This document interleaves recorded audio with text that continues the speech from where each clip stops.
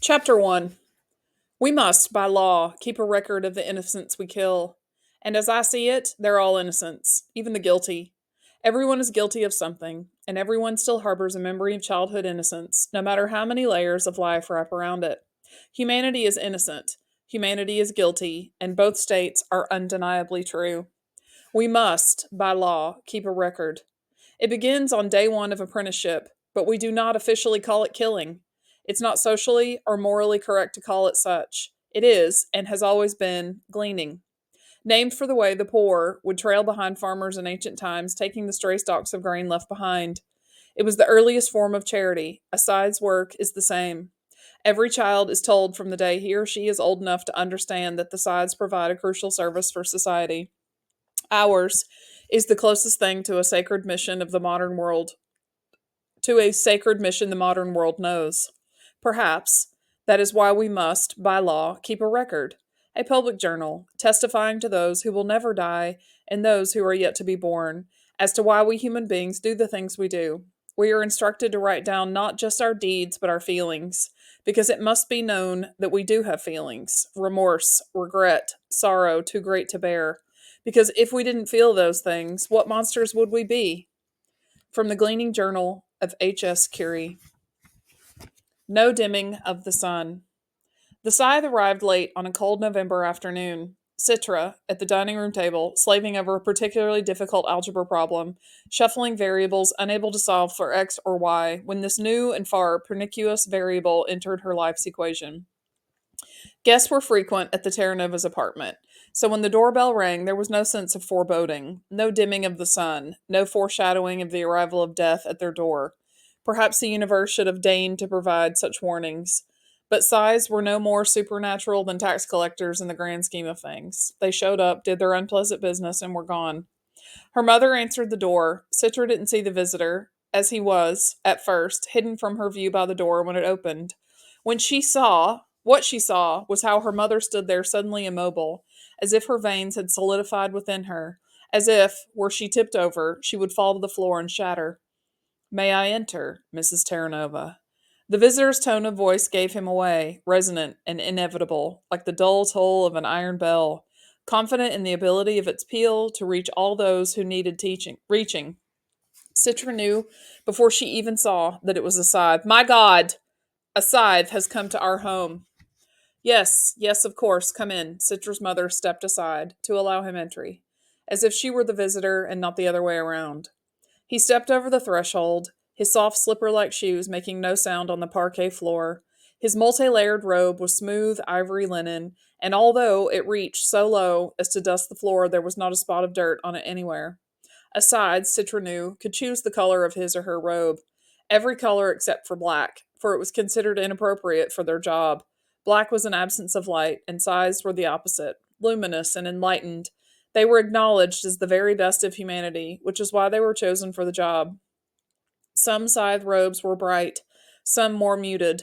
They looked like the rich, flowing robes of Renaissance angels, both heavy yet lighter than air. The unique style of scythe's robes, regardless of the fabric and color, made them easy to spot in public, which made them easy to avoid, if avoidance was what a person wanted. Just as many were drawn to them. The color of the robe often said a lot about a scythe's personality. This side's ivory robe was pleasant, and far enough from true white not to assault the eye with its brightness. But none of this changed the fact of who and what he was. He pulled off his hood to reveal neatly cut gray hair, a mournful face red cheeked from the chilly day, and dark eyes that seemed themselves almost to be weapons. Citra stood, not out of respect, but out of fear, shock. She tried not to hyperventilate. She tried not to let her knees buckle beneath her. They were betraying her by wobbling, so she forced fortitude to her legs, tightening her muscles. Whatever the side's purpose here, he would not see her crumble. You may close the door, he said to Citra's mother, who did so, although Citra could see how difficult it was for her. A scythe in the foyer could still turn around if the door was open. The moment that door was closed, he was truly, truly inside one's home. He looked around, spotting Citra immediately. He offered a smile. Hello, Citra, he said. The fact that he knew her name froze her just as solidly as his appearance had frozen her mother. Don't be rude, her mother said too quickly. Say hello to our guest. Good day, Your Honor. Hi, said her younger brother Ben, who had just come to his bedroom door. Having heard the deep peal of the Scythe's voice, Ben was barely able to squeak out the one word greeting. He looked to Citra and to their mother, thinking the same thing they were all thinking. Who has he come for? Will it be me, or will I be left to suffer the loss? I smelled something inviting in the hallway, the Scythe said, breathing in the aroma. Now I see I was right in thinking it came from this apartment. Just baked ziti, Your Honor. Nothing special. Until this moment, Citra had never known her mother to be so timid. That's good, said the Scythe, because I require nothing special. Then he sat on the sofa and waited patiently for dinner. Was it too much to believe that the man was here for a meal and nothing more? After all, Scythes had to eat somewhere. Customarily, restaurants never charged them for food, but that didn't mean a home cooked meal was not more desirable. There were rumors of Scythes who required their victims to prepare them a meal before being gleaned. Is that what was happening here? Whatever his intentions, he kept them to himself, and they had no choice but to give him whatever he wanted. Will he spare a life here today if the food is to his taste? Citra wondered. No surprise that people bent over backward to please Scythes in every possible way. Hope, in the shadow of fear, is the world's most powerful motivator. Citra's mother brought him something to drink at his request, and now labored to make sure tonight's dinner was the finest she had ever served. Cooking was not her specialty. Usually she would return home from work just in time to throw something quick together for them. Tonight their lives might just rest on her questionable culinary skills. And their father, would he be home in time, or would a gleaning in his family take place in his absence? As terrified as Citra was, she did not want to leave the Scythe alone with his own thoughts, so she went into the living room with him. Ben, who was clearly as fascinated as he was fearful, sat with her. The man finally introduced himself as Honorable Scythe Faraday. Did a report on Faraday for school once, Ben said, his voice cracking only once. You picked a pretty cool scientist to name yourself after. Scythe Faraday smiled. I like to think I chose an appropriate patron historic. Like many scientists, Michael Faraday was underappreciated in his life, yet our world would not be what it is without him. I think I have you in my Scythe card collection, Ben went on. I have almost all the Mid-American sides, but you were younger in the picture. The man seemed perhaps 60, and although his hair had gone gray, his goatee was still salt and pepper. It was rare for a person to let themselves reach such an age before resetting back to a more youthful self. Citra wondered how old he truly was, how long he had been charged with ending lives. Do you look your true age, or are you at the far end of time by choice? Citra asked. Citra! Her mother nearly dropped the casserole she had just taken out of the oven. What a question to ask! I like direct questions, the Scythe said. They show an honesty of spirit, so I will give an honest answer. I admit to having turned the corner 4 times. My natural age is somewhere near 180, although I forget the exact number. Of late, I've chosen this venerable appearance because I find that those I glean take more comfort from it. Then he laughed. They think me wise. Is that why you're here? Ben blurted. To glean one of us. Scythe Faraday offered an unreadable smile. I'm here for dinner. Citra's father arrived just as dinner was about to be served. Her mom had apparently informed him of the situation, so he was much more emotionally prepared than the rest of them had been. As soon as he entered, he went straight over to Scythe Faraday to shake his hand and pretended to be far more jovial and inviting than he truly must have been. The meal was awkward, mostly silence, punctuated by the occasional comment by the Scythe. You have a lovely home. What a flavorful lemonade. This may be the best baked ziti in all of Mid-America. Even though everything he said was complimentary, his voice registered like a seismic shock down everyone's spine. I haven't seen you in the neighborhood, Citra's father finally said. I don't suppose you would have, he answered. I am not the public figure that some other Scythes choose to be. Some Scythes prefer the spotlight, but to truly do the job right, it requires a level of anonymity. Right? Citra bristled at the very idea. There's a right way to glean? Well, he answered, there are certainly wrong ways, and said nothing more about it. He just ate his ziti. As the meal neared its close, he said, Tell me about yourselves. It wasn't a question or a request. It could only be read as a demand. Citra wasn't sure whether this was part of his little dance of death or if he was genuinely interested. He knew their names before he entered the apartment, so he probably already knew all the things they could tell him. Then why ask? I work in historical research, her father said. I'm a food synthesis engineer, said her mother. The Scythe raised his eyebrows. And yet you cook this from scratch? She put down her fork, all from synthesized ingredients. Yes, but if we can synthesize anything, he offered, why do we still need food synthesis engineers? Citra could practically see the blood drain from her mother's face. It was her father who rose to defend his wife's existence. There's always room for improvement. Yeah, and Dad's work is important too, Ben said. What? Historical research. The Scythe waved his fork, dismissing the notion. The past never changes, and from what I can see, neither does the future. While her parents and brother were perplexed and troubled by his comment, Citra understood the point he was making. The growth of civilization was complete. Everyone knew it. When it came to the human race, there was no more left to learn. Nothing about our own existence to decipher, which meant that no one person was more important than any other. In fact, in the grand scheme of things, everyone was equally useless. That's what he was saying, and it infuriated Citra because on a certain level, she knew he was right.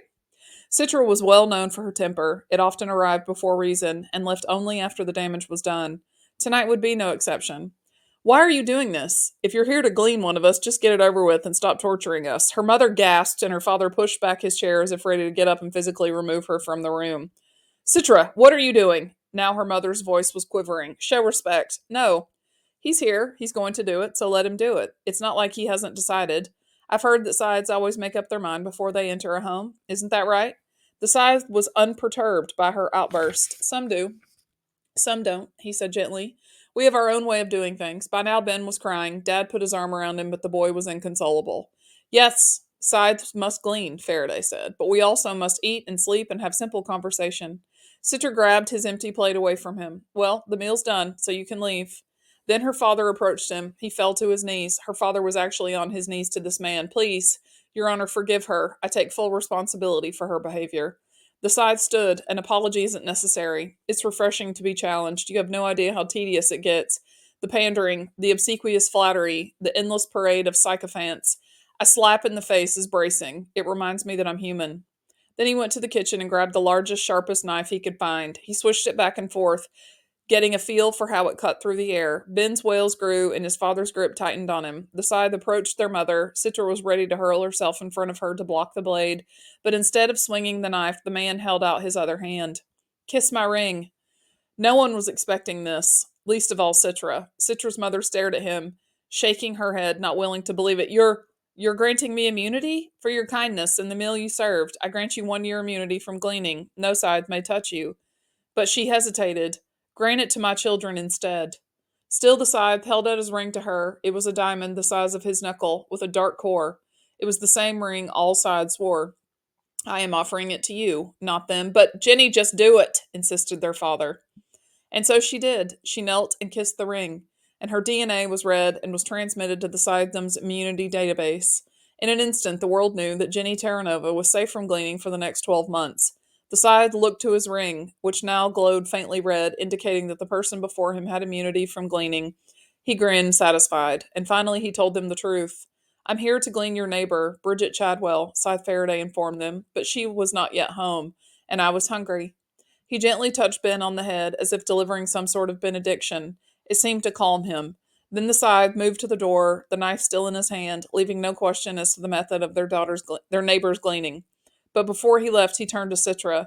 You see through the facades of the world, Citra Terranova. You'd make a good scythe. Citra recoiled. I'd never want to be one. That, he said, is the first requirement.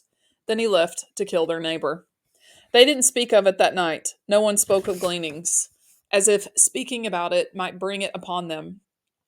There were no sounds from next door, no screams, no pleading wails, or perhaps the Terranova's TV was turned up too loud to hear it. That was the first thing Citra's father did once the scythe left, turn on the TV and blast it, to drown out the gleaning on the other side of the wall. But it was unnecessary, because however the scythe accomplished his task, it was done quietly.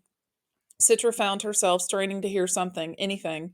Both she and Ben discovered in themselves a morbid curiosity that made them both secretly ashamed. An hour later, Honorable Scythe Faraday returned. It was Citra who opened the door. His ivory robe held not a single splatter of blood. Perhaps he had a spare one. Perhaps he had used the neighbor's washing machine after her gleaning. The knife was clean too, and he handed it to Citra. We don't want it, Citra told him, feeling pretty sure she could speak for her parents on the matter. We'll never use it again. But you must use it, he insisted, so that it might remind you. Remind us of what? That a scythe is merely the instrument of death, but it is your hand that swings me. You and your parents and everyone else in the world are the wielders of scythes. Then he gently put the knife in her hands. We are all accomplices. You must share the responsibility. That may have been true, but after he was gone, Citra still dropped the knife into the trash. It is the most difficult thing a person can be asked to do, and knowing that it is for the greater good doesn't make it any easier. People used to die naturally. Old age used to be a terminal affliction, not a temporary state. There were invisible killers called diseases that broke the body down. Aging couldn't be reversed, and there were accidents from which there were no return. Planes fell from the sky, cars actually crashed. There was pain, misery, despair. It's hard for most of us to imagine a world so unsafe, with dangers lurking in every unseen, unplanned corner. All of that is behind us now, and yet a simple truth remains: people have to die. It's not as if we can go somewhere else. The disasters on the moon and Mars colonies prove that. We have one very limited world, and although death has been defeated as completely as polio, people still must die. The ending of human life used to be in the hands of nature, but we stole it. Now we have a monopoly on death. We are its sole distributor. I understand why there are sides, and how important and how necessary the work is, but I often wonder why I had to be chosen, and if there is some eternal world after this one, what fate awaits a taker of lives. From the Gleaning Journal of H.S. Carey. Chapter 2, point 303%. Tiger Salazar had hurled himself at a 39-story window, leaving a terrible mess on the marble plaza below. His own parents were so annoyed by it, they didn't come to see him. But Rowan did. Rowan Damisch was just that kind of friend.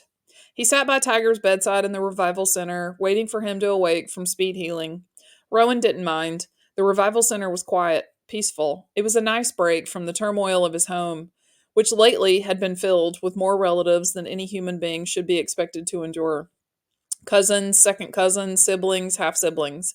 And now his grandmother had returned home after turning the corner for a third time, with a new husband and a baby on the way. "You're going to have a new aunt, Rowan," she had announced. "Isn't it wonderful?" The whole thing pissed Rowan's mother off, because this time Grandma had reset all the way down to 25, making her 10 years younger than her daughter. Now Mom felt pressured to turn the corner herself, if only to keep up with Grandma. Grandpa was much more sensible. He was off in Euroscandia, charming the ladies and maintaining his age at a respectable 38. Rowan, at 16, had resolved he would experience gray hair before he turned his first corner, and even then he wouldn't reset so far down as to be embarrassing. Some people reset to 21, which is the youngest genetic therapy could take a person. Rumor was, though, that they were working on ways to reset right down into the teens, which Rowan found ridiculous. Why would anyone in their right mind want to be a teenager more than once? When he glanced back at his friend, Tiger's eyes were open and studying Rowan. "Hey," Rowan said. "How long?" Tiger asked. "4 days." Tiger pumped his fist in triumph. Yes, a new record. He looked at his hands as if taking stock of the damage. There was, of course, no damage left. One did not wake up from speed healing until there was nothing left to heal. "Do you think it was jumping from such a high floor that did it, or was it the marble plaza?" "Probably the marble," Rowan said. "Once you reach terminal velocity, it doesn't matter how high you are when you jump. Did I crack it? Did they have to replace the marble? I don't know, Tiger. Geez, enough already." Tiger leaned back into his pillow, immensely pleased with himself. Best splat ever. Rowan found he had patience to wait for his friend to wake up, but no patience for him now that he was conscious. "Why do you even do it? I mean, it's such a waste of time." Tiger shrugged. "I like the way it feels on the way down. Besides, I gotta remind my parents that the lettuce is there." That made Rowan chuckle. It was Rowan who had coined the term lettuce kid to describe them. Both of them were born sandwiched somewhere in the middle of large families and were far from being their parents' favorites. "I got a couple of brothers that are the meat, a few sisters that are cheese and tomatoes, so I guess I'm the lettuce." The idea caught on, and Rowan had started a club called the Iceberg Heads at school, which now bragged almost 2 dozen members, although Tiger often teased that he was going to go rogue and start a Romaine revolt. Tiger had started splatting a few months ago. Rowan tried it once and found it a monumental pain. He ended up behind on all his schoolwork, and his parents levied all forms of punishment, which they promptly forgot to enforce, one of the perks of being the lettuce. Still, the thrill of the drop wasn't worth the cost. Tiger, on the other hand, had become a splatting junkie. "You gotta find a new hobby, man," Rowan told him. "I know the first revival is free, but the rest must be costing your parents a fortune." "Yeah, and for once they have to spend their money on me." "Wouldn't you rather they buy you a car?" "Revival is compulsory," Tiger said. "A car is optional. If they're not forced to spend it, they won't." Rowan couldn't argue with that. He didn't have a car either, and doubted his parents would ever get him one. The public cars were clean, efficient, and drove themselves, his parents had argued.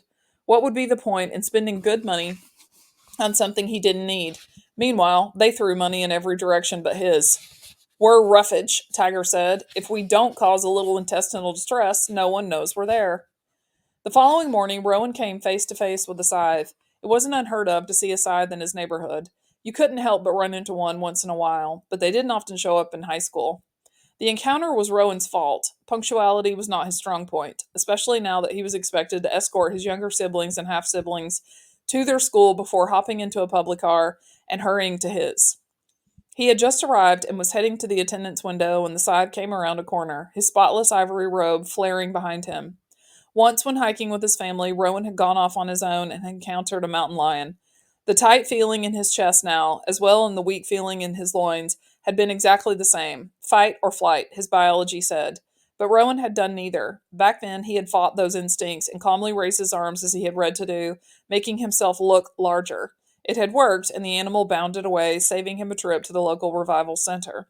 Now, at the sudden prospect of a Scythe before him, Rowan had an odd urge to do the same, as if raising his hands above his head could frighten the Scythe away.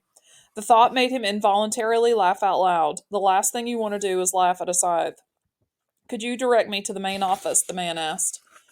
Rowan considered giving him directions and heading the opposite way, but decided that was too cowardly. "I'm going there," Rowan said. "I'll take you." The man would appreciate helpfulness, and getting on the good side of a Scythe couldn't hurt. Rowan led the way, passing other kids in the hall, students who, like him, were late or were just on an errand. They all gawked and tried to disappear into the wall as he and the Scythe passed. Somehow walking through the hall with the Scythe became less frightening when there were others to bear the fear instead. And Rowan couldn't deny that it was a bit heady to be cast as a Scythe's trailblazer, riding on the cone of such respect. It wasn't until they reached the office that the truth hit home. The Scythe was going to glean one of Rowan's classmates today. Everyone in the office stood the moment they saw the Scythe, and he wasted no time. "Please have Cole Whitlock called to the office immediately." "Cole Whitlock," said the secretary. The Scythe didn't repeat himself because he knew she had heard. She just wasn't willing to believe. "Yes, Your Honor, I'll do it right away." Rowan knew Cole. Hell, everyone knew Cole Whitlock. Just a junior, he had already risen to the school's quarterback. He was going to take them all the way to league championship for the first time in forever. The secretary's voice shook powerfully when she made the call into the intercom. She coughed as she said the name, choking up, and the Scythe patiently awaited Cole's arrival. The last thing Rowan wanted to do was antagonize the Scythe.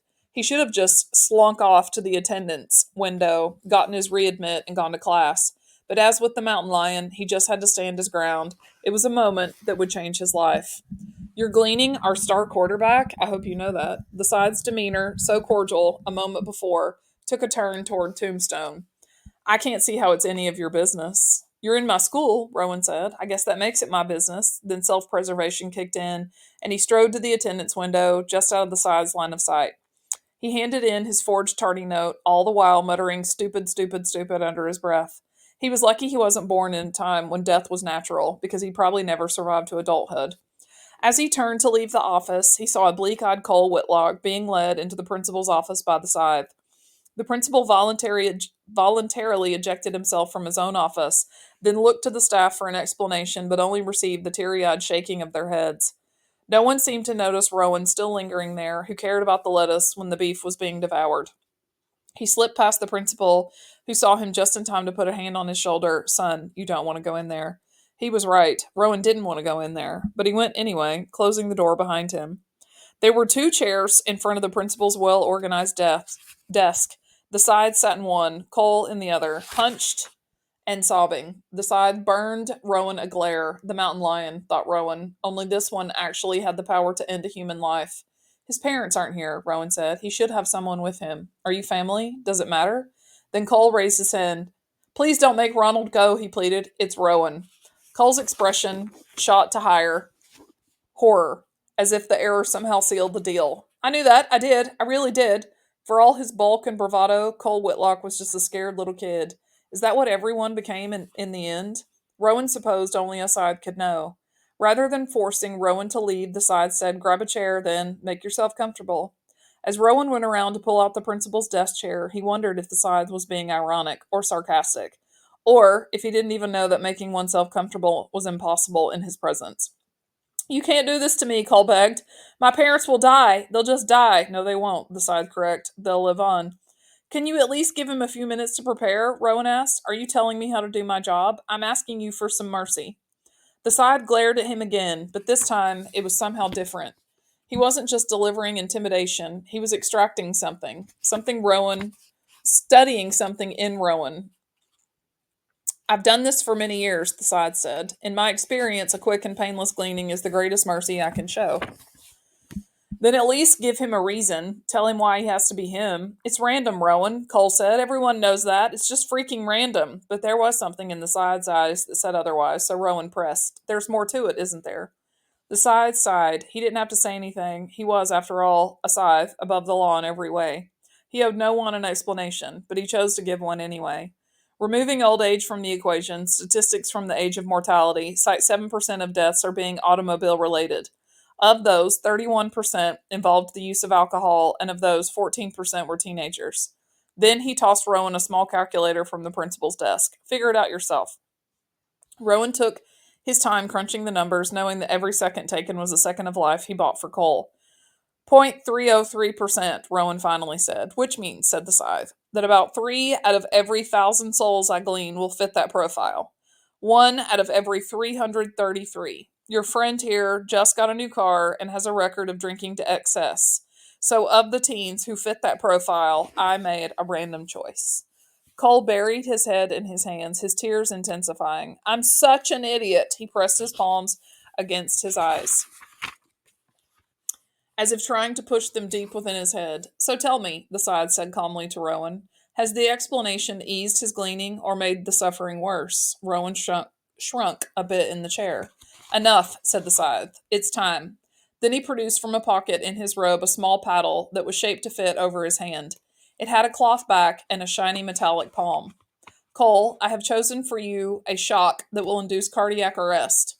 Death will be quick, painless, and nowhere near as brutal as the car accident you would have suffered in the age of mortality. Suddenly, Cole thrust his hand out, grabbing Rowan's and holding it tightly.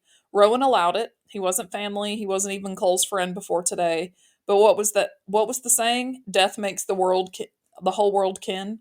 Rowan wondered if a world without death would then make everyone strangers. He squeezed Cole's hand tighter, a silent promise that he wouldn't let go.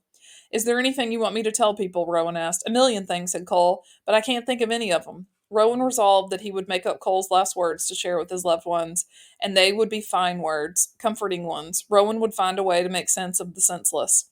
I'm afraid you'll have to let go of his hand for the procedure, the scythe said. No, Rowan told him. The shock could stop your heart too, the scythe warned. So what, said Rowan. They'll revive me. Then he added, unless you've decided to glean me too. Rowan was aware that he had just dared a scythe to kill him. In spite of the risk, he was glad he had done it. Very well. And without waiting an instant longer, the scythe pressed the paddle to Cole's chest. Rowan's vision went white, then dark. His entire body convulsed. He flew backward out of his chair and hit the wall behind him. It might have been painless for Cole, but not for Rowan. It hurt. It hurt more than anything. More pain than a person is supposed to feel. But then the microscopic pain-killing nanites in his blood released their numbing opiates. The pain subsided as those opiates took effect, and when his vision cleared, he saw Cole slumped in his chair and the scythe reaching over to close his sightless eyes. The gleaning was complete. Cole Whitlock was dead. The scythe stood and reached out to offer Rowan his hand, but Rowan didn't take it. He rose from the floor on his own, and although Rowan felt not an ounce of gratitude, he said, "Thank you for letting me stay." The scythe regarded him a little too long, then said, You stood your ground for a boy you barely knew. You comforted him at the moment of his death, bearing the pain of the jolt. You bore witness, even though no one called you to do so. Rowan shrugged. I did what anyone would do. Did anyone else offer? The scythe put to him. Your principal, the office staff, any of the dozen students we passed in the hall? No, Rowan had to admit. But what does it matter? What I did. He's still dead, and you know what they say about good intentions. The scythe nodded and glanced out at his ring, sitting so fat on his finger. I suppose now you'll ask me for immunity. Rowan shook his head. I don't want anything from you. Fair enough. The scythe turned to go, but hesitated before he opened the door.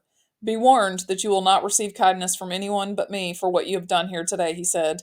But remember that good intentions pave many roads, not all of them lead to hell. The slap was just as jarring as the electric shock, even more so because Rowan wasn't expecting it. It came just before lunch, as he was standing at his locker, and flew in with such a force it knocked him back, making the row of lockers resound like a steel drum. You were there and you didn't stop it? Mara Pavlik's eyes flared with grief and righteous indignation. She looked ready to reach up his nostrils with her long nails and extract his brain. You just let him die. Mara had been Cole's girlfriend for over a year. Like Cole, she was highly popular junior and as such would actively avoid any interaction with sophomore rabble such as Rowan, but these were extraordinary circumstances. It wasn't like that, Rowan managed to blurt out before she swung again. This time he deflected her hand. She broke a nail but didn't seem to care. If nothing else, Cole's gleaning had given her perspective. It was exactly like that. You went in there to watch him die. Others had begun to gather, drawn, as most are, to the scent of conflict. He looked to the crowd for a sympathetic face, someone who might take his side, but all he saw on the faces of his classmates were communal disdain. Mara was speaking and slapping for all of them. This is not what Rowan had expected. Not that he wanted pats on the back for coming to Cole's aid in his last moments, but he wasn't expecting such an unthinkable accusation. What? Are you nuts? Rowan shouted at her, at all of them. You can't stop a Scythe from gleaning.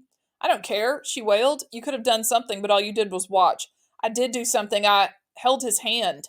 She slammed him back into the locker with more strength than he thought she could possibly have. You're lying. He'd never hold your hand. He'd never touch any part of you. And then I should have held his hand. Around them, the other kids scowled and whispered things that clearly they wanted him to hear.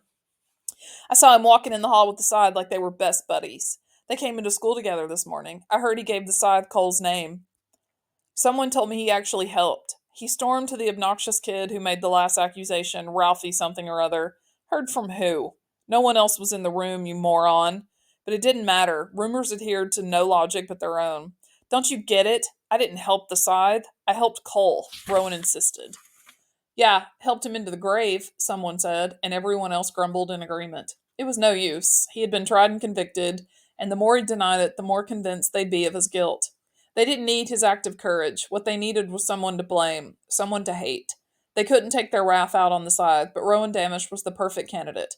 I'll bet he got immunity for helping, a kid said, a kid who'd always been his friend. I didn't. Good, said Mara, with absolute contempt. Then I hope the next Scythe comes for you. He knew she meant it, not just in the moment, but forever. And if the next Scythe did come for him, she would relish the knowledge of his death.